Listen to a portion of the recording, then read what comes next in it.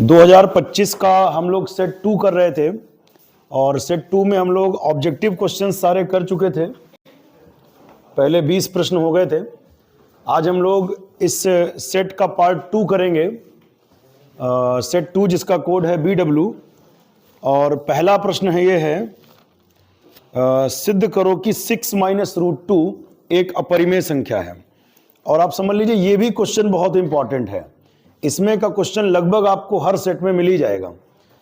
ये जिस भी क्वेश्चन पे बोलते चलें वो क्वेश्चन जरूर तैयार कर लीजिए अच्छे से। तो हमें ये प्रूव कर रहे हैं कि 6 - √2 एक अपरिमेय संख्या है। ये सवाल कॉन्ट्राडिक्शन मेथड से लगता है। हम पहले मान लेते हैं कि माना 6 - √2 एक परिमेय संख्या है। 6 - √2 को प्रूव करना है अपरिमेय। इसको प्रूव करना है कि ये अपरिमेय है, लेकिन हम मानकर चलेंगे कि ये परिमेय है। बाद में भी विरोधाभास हो जाएगा। देखिए कैसे, अगर कोई परिमेय संख्या है तो परिमेय संख्या को P/Q के रूप में लिखा जा सकता है। परिमेय संख्या को P/Q के रूप में लिखा जा सकता है। इसमें खास बात यह है, हम ये लिखेंगे जहां Q ≠ = 0, Q ≠ इसमें Q 0 नहीं होना चाहिए, तथा P और Q परस्पर अभाज्य पूर्णांक हैं। या हम कह सकते हैं कि P और Q का HCF 1 है, यानी P और Q में केवल कॉमन फैक्टर 1 है। यह परिमेय संख्या की परिभाषा है कि P/Q के रूप की संख्या होनी चाहिए, Q 0 नहीं होना चाहिए और P और Q परस्पर अभाज्य पूर्णांक होने चाहिए। अभाज्य पूर्णांक है, ठीक है। अब क्या करना है, आगे सॉल्व करेंगे। प्लस का P/Q इधर आया तो ये प्लस का टर्म इधर आया माइनस में, और ये माइनस उधर जाएगा तो प्लस में। अब ध्यान से समझना, ये प्लस इधर आया माइनस, माइनस उधर गया प्लस।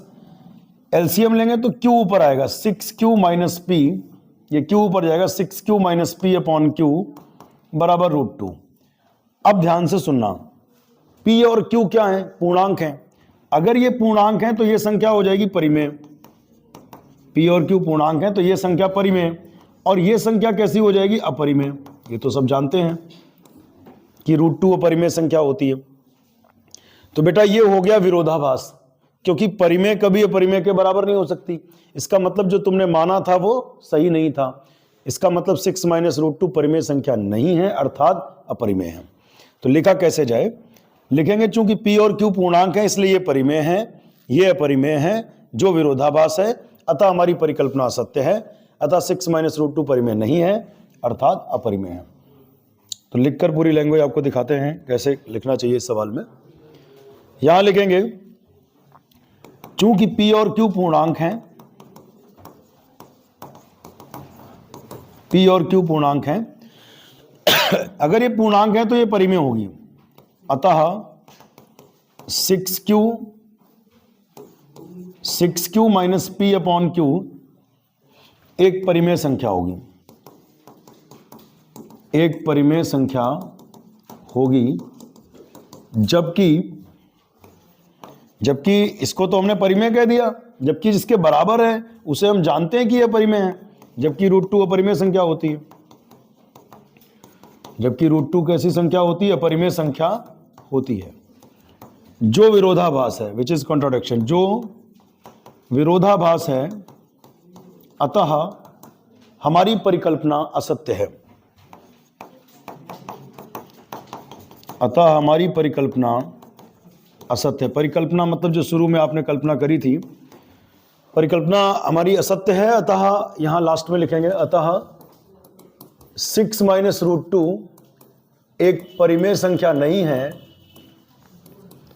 एक परिमेय संख्या नहीं है, अर्थात अपरिमेय संख्या है।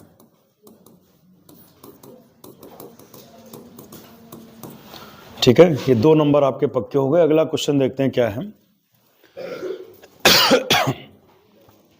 क्वेश्चन 2 ये कह रहे हैं कि एक्स अक्ष पर एक ऐसा बिंदु निकालो। देखो, एक्स अक्ष पर जब भी कभी कोई पॉइंट मानना होता है, एक्स अक्ष की खास बात क्या रहती है? एक्स अक्ष की खास बात रहती है उसमें वाई हमेशा 0 रहता है, इसमें पॉइंट होता है 1 0 2 0 3 0। एक्स अक्ष की खास बात है उसमें वाई 0 रहता है। तो सबसे पहले हम ये मान लेंगे कि माना एक्स अक्ष पर एक बिंदु, एक्स अक्ष पर जब भी कोई पॉइंट मानना हो तो हमेशा मानेंगे a, 0। a, मान लिया एक्स अक्ष पर एक पॉइंट है, वो है a, 0। एक्स अक्ष पर जब भी कोई पॉइंट मानना हो खास बात ये रहती है उसमें y 0 रखना है। अच्छा, y अक्ष पर कोई खास, y अक्ष पर क्या खास बात रहेगी? y अक्ष पर पॉइंट मानना हो तो उसमें x 0 रखना। ठीक है, तो क्वेश्चन कह रहा है कि एक्स अक्ष पर एक ऐसा बिंदु निकालो कि इसकी इस पॉइंट से और इस पॉइंट से समदूरस्थ हो। मतलब पॉइंट ऐसा चाहिए जो यहां से और यहां से समदूरस्थ हो। समदूरस्थ का मतलब समान दूरी पर हो, यानी प्रश्नानुसार PA बराबर PB। यहां लिखेंगे प्रश्नानुसार PA बराबर PB। PA क्या है? दो बिंदुओं के बीच की दूरी अंडर रूट में, मतलब a-2 का होल स्क्वायर, a-2 का होल स्क्वायर एंड 0 -5 यानी +5 का होल स्क्वायर। आगे बढ़ते हैं। PB, ये भी दो बिंदुओं के बीच की दूरी से अंडर रूट में a-2 0 +5, फिर a-2 यानी a+2 का होल स्क्वायर, a+2 का होल स्क्वायर एंड 0 -9 का होल स्क्वायर। अब दोनों तरफ वर्क करने पर, वर्क करेंगे तो क्या होगा? वर्क करेंगे तो अंडर रूट हट जाएगा, 0 + 5 5 5 का वर्ग 25। यहां वर्क करेंगे तो रूट हट जाएगा, a+2 का होल स्क्वायर और -9 का वर्ग हो जाएगा 81।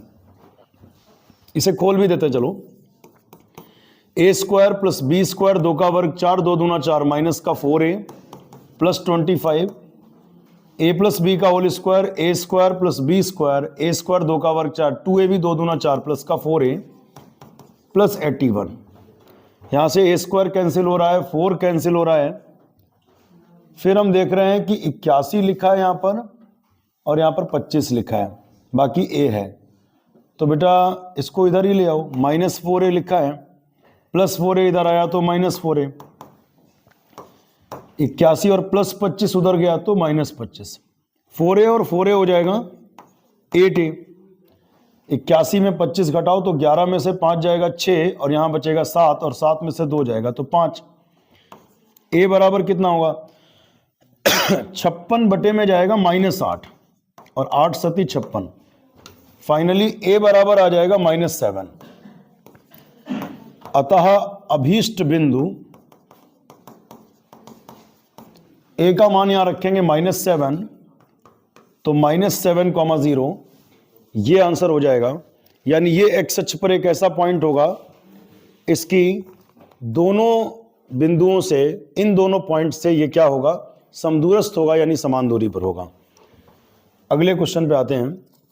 पहले क्वेश्चन का जो तीसरा पार्ट, ग पार्ट है, वो क्या कह रहा है? Points are -2, 2 and 2, 8। ये कह रहे हैं इनको जोड़ने वाले रेखाखंड AB को 4 बराबर भागों में, 4 भागों में नहीं 4 बराबर भागों में विभाजित करने वाले बिंदुओं के निर्देशांक निकालो। तो पहले इसके बिल्कुल बीच में एक पॉइंट ले लें तो 2 बराबर इससे हो गए, इसके बिल्कुल बीच में एक पॉइंट ले लें तो, और इसके बिल्कुल बीच में एक पॉइंट ले लें तो ये मान लो M ले लें, ये Q ले लें। तो जब 3 पॉइंट हमने बीच में लिए तो ये 3 पॉइंट्स ने इसके कितने हिस्से कर दिए? 4, 1 2 3 4, और ये चारों हमें निकालने हैं। इनको निकालने के तरीके भी 2 हैं बेटा। एक तो तरीका है कि हम अंतः विभाजन के सूत्र से भी जा सकते हैं। भाई इस पॉइंट के लिए इधर एक हिस्सा, उधर 1 2 3, इस पॉइंट के लिए 1:3 से लग जाएगा, अंतः विभाजन का सूत्र लगा लो। ये मध्य बिंदु है क्योंकि इधर 2 हिस्सा उधर 2 हिस्सा, तो 2:2 कहो या 1:1 यानी मध्य बिंदु है, उससे लग जाएगा। Q के लिए इधर 1 2 3 3 हिस्सा, 3:1 से लग जाएगा। लेकिन हम सारा मध्य बिंदु से भी लगा सकते हैं। कैसे? क्योंकि ये बिल्कुल बीच में, तो इसका मध्य बिंदु निकालेंगे, ये आ जाएगा। फिर ये पॉइंट इसको आधा आधा कर रहा है इस दूरी को, तो इसका मध्य बिंदु निकालेंगे तो ये आ जाएगा, और इसका मध्य बिंदु निकालेंगे तो ये आ जाएगा। तो ऐसे भी हम निकाल सकते हैं। तो यहां लिखेंगे चूंकि M AB का मध्य बिंदु है, अतः M के निर्देशांक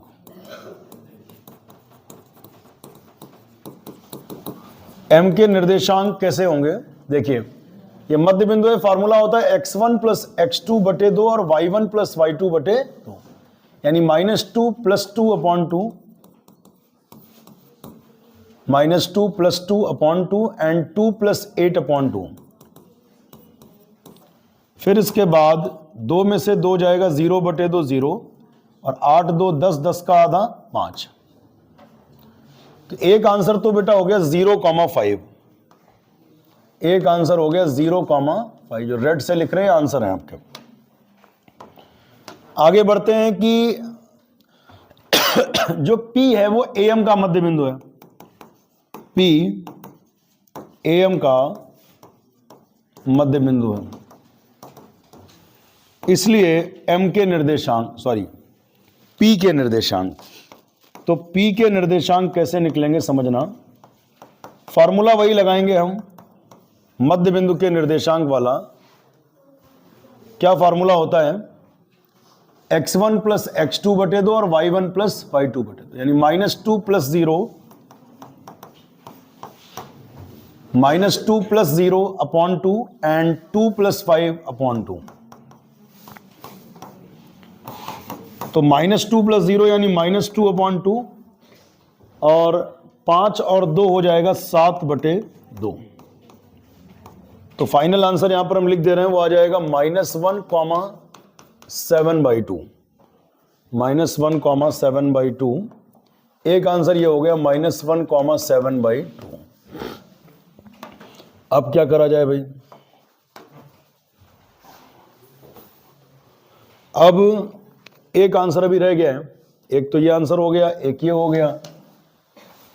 Q जो है वो MB का मध्य बिंदु है, Q MB का मध्य बिंदु है, इसलिए Q के निर्देशांक कैसे निकलेंगे? फॉर्मूला होता है x1 प्लस x2 बटे 2 और y1 प्लस y2 बटे 2, यानी 0 plus 2 by 2 and 5 plus 8 by 2। 0 plus 2 2 by 2, यानी 2 1 कम 2 1 आएगा, और 8 5 13 बटे 2। लास्ट में सिर्फ इतना करना है, यहां पर भी लिख दे रहे हैं 1,13 बटे 2, और आपको एक काम करना, लास्ट में सारे आंसर क्रम से लिख देने आपको। पहला आंसर आया -1,7/2, दूसरा हो गया 0,5, और तीसरा हो गया 1,13 बटे 2। ये 3 बिंदु, इसको 4 समान भाग करेंगे। एक बार इसको चेक भी हम लोग जरूर कर लें। तो आप देखेंगे -1,7/2, 0,5 इन्होंने नहीं दिया है, और 1,13 बटे 2 दिया है। तो आंसर अग्रवाल अनसॉल्व्ड में गलत है। इसमें क्योंकि 3 बिंदु होंगे तभी तो 4 बराबर भाग करेंगे, 2 बिंदु थोड़ी 4 बराबर भाग कर सकते हैं। तो छूटा हुआ है उसको ठीक कर लेंगे। इसके बाद पहले का घा पार्ट, त्रिकोणमिति से एक प्रश्न है, √1 प्लस साइन थीटा बटे 1 माइनस साइन थीटा। इसमें के 4 क्वेश्चन होते हैं किताब में, और चारों का रूल यही होता है कि इसमें लगाने का तरीका यह है कि हर की संयुग्मी से गुणा भाग कर लें। हर की संयुग्मी यहाँ पे 1 माइनस साइन है, इसकी संयुग्मी होगी 1 प्लस साइन, तो 1 plus sine theta upon 1 minus sine theta.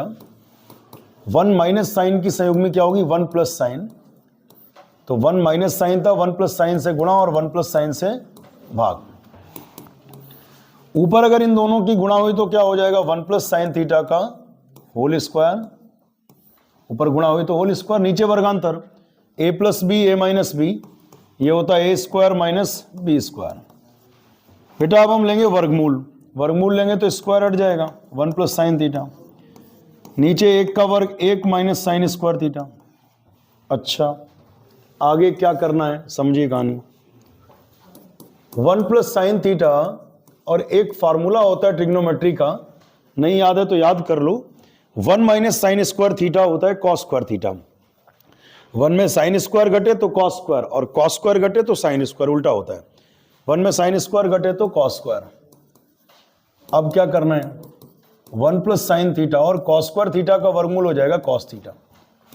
Cos theta सबके बटे में आएगा तो 1 upon cos theta plus sine theta upon cos theta. ये कॉस थीटा दोनों के बटे में कर दिया। 1 बटा कॉस थीटा हो जाता है सेक थीटा और साइन बटे कॉस हो जाता है टैन थीटा। अब आप इसको चेक करें तो ये है right hand side sec theta plus tan. अगला क्वेश्चन, इस क्वेश्चन का जो आखिरी पार्ट है वो प्रोबेबिलिटी से है, प्रायिकता से है। एक डिब्बे में 4 लाल कंचे हैं, 8 सफेद कंचे हैं, 5 हरे कंचे हैं। तो सबसे पहले काम करते हैं, कुल कंचे निकाल लेते हैं। कुल कंचों की संख्या, कुल कंचों की संख्या कितनी होगी, 4 प्लस 8 प्लस 5, तो 8 4 12 और 5 17। पहला पार्ट पूछ रहे हैं कि एक कंचा हमने यदृच्छा निकाला, कंचा लाल होगा, इसकी क्या प्रायिकता है। तो लाल कंचा निकलने की प्रायिकता फार्मूला होता है घटना के अनुकूल परिणाम बटे कुल परिणाम। तो लाल कंचे कितने हैं, हमने देखा लाल कंचे 4 हैं, तो 4, और कुल कंचे कितने हैं 17, तो आंसर आएगा 4 बटे 17। बाद में देखते हैं। फिर इन्होंने कहा दूसरा हरा नहीं हो, तो 2 रास्ते हैं, या तो हम देखें कितने कंचे हरे नहीं हैं, तो जवाब आएगा कि 8 4 12, 12 कंचे ऐसे हैं जो हरे नहीं हैं और टोटल 17 हैं। या आप एक काम कर सकते हो कि हरा कंचा निकलने की प्रायिकता निकाल लो, हरा कंचा निकलने की प्रायिकता। तो बेटा हरे कंचे कितने हैं 5, टोटल कितने हैं 17, 5 बटे 17। और हरा कंचा ना निकलने की प्रायिकता, जब भी घटना के ना हरा कंचा ना निकलने की प्रायिकता, जब भी घटना के ना होने की प्रायिकता चाहिए होती है, हम 1 माइनस कर देते हैं। 17 एकम 17 में 5 गया, 12 बटे 17। बट इसको कर दें डायरेक्ट तो भी गलत नहीं है। हम ये भी तो देख सकते थे कि ऐसे कितने, घटना हमारी क्या है कि हरा कंचा ना हो, तो इसमें देख सकते हैं ऐसे कितने कंचे हैं जो हरे नहीं हैं। तो 17 में 5 हरे हैं, 12 कंचे ऐसे हैं जो हरे नहीं हैं, वो लाल या सफेद हैं, तो 12 बटे 17।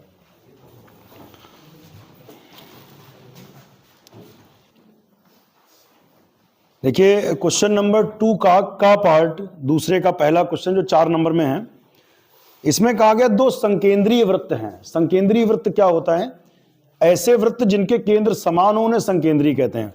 जैसे मतलब हम प्रकार यहां रखें और फिर एक सर्कल खींचें, इसी सेंटर से एक और सर्कल खींचें, तो कितने सर्कल ऐसे बन सकते हैं, अनंत बन सकते हैं। तो ये सारे वृत्त जिनके केंद्र समान होंगे उनको कहा जाता है संकेंद्रीय या कोसेंट्रिक। तो ये दोनों वृत्त संकेंद्रीय हैं, संकेंद्रीय का मतलब समान केंद्र वाले। इन वृत्तों की त्रिज्याएं 7.5 और 4.5 हैं। ठीक है, इसको दिखा भी देते हैं। इसकी जो त्रिज्या है बड़े वाले सर्किल की, बड़े वाले सर्किल की जो त्रिज्या है वो 7.5 है, और छोटा वाला जो सर्किल है इसकी त्रिज्या जो है वो 4.5 सेंटीमीटर है। ठीक बात, बड़े वाले की 7.5 और छोटे सर्किल की त्रिज्या 4.5। आगे पढ़िए, कह रहे हैं बड़े वृत्त की वो जीवा की लंबाई निकालो। बड़ा वाला जो वृत्त है उसकी एक ऐसी जीवा, जीवाएं तो इसकी बहुत सारी, ये भी जीवा है, ये भी जीवा है, बड़े वृत्त की कई जीवाएं हो सकती हैं, ये भी बड़े वृत्त की जीवा है। तो क्वेश्चन कह रहा है कि बड़े वृत्त की उस जीवा की लंबाई निकालो जो छोटे सर्किल को टच करे। बड़े वृत्त की एक ऐसी जीवा हमें चाहिए, बड़े वाले सर्किल की एक ऐसी जीवा हमने खींची जो किसको टच करे, छोटे वाले सर्किल को टच करे। अच्छा जी, मान लिया ये जीवा छोटे वाले सर्किल को बिंदु P पर टच करती है। ठीक है, फिर हमने OP को मिला लिया, OP को मिलाया। अच्छा, छोटे सर्किल की त्रिज्या यहां ना दिखा के बल्कि यहां पर दिखा लो, ज्यादा काम आएगी, 4.5 सेंटीमीटर। अब सबसे पहले शुरुआत में एक थ्योरम लिखोगे यहां पे, स्पर्श रेखा और स्पर्श बिंदु से जाने वाली त्रिज्या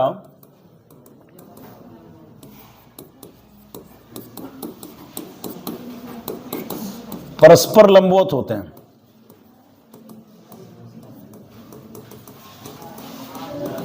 फिर से समझ लीजिए, हमने कहा स्पर्श रेखा और स्पर्श बिंदु से जाने वाली त्रिज्या, स्पर्श रेखा ये हो गई और स्पर्श बिंदु से जाने वाली त्रिज्या परस्पर लंबवत होते हैं, तो ये 90 डिग्री हो गया।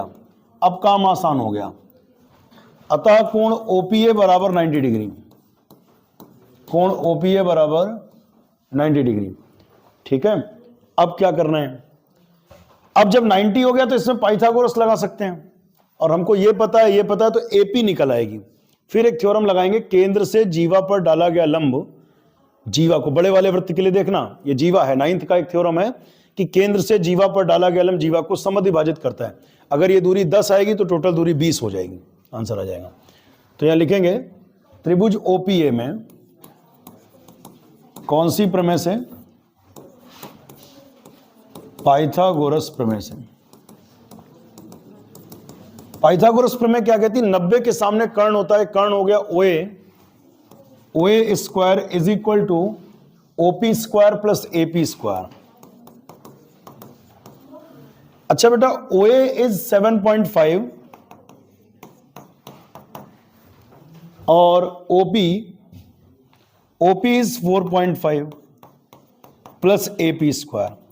अब यहां में 75 का वर्ग करना है। 7.5 का आप स्क्वायर करके देखेंगे, आप लोग गुणा करना सभी को आता ही है, तो हम डायरेक्ट कर लेंगे 7.5 इंटू 7.5, 75 का वर्ग करेंगे तो 56.25 आएगा, और फिर हम लोग वर्ग करेंगे 45 का, तो 4.5 इंटू 4.5, तो ये हो जाएगा 20.25। अब स्क्वायर करना नहीं सिखाना, वो आपको आता है। इसको इधर ले आइए, 56.25 प्लस इधर आया तो -20.25 is equal to AP square.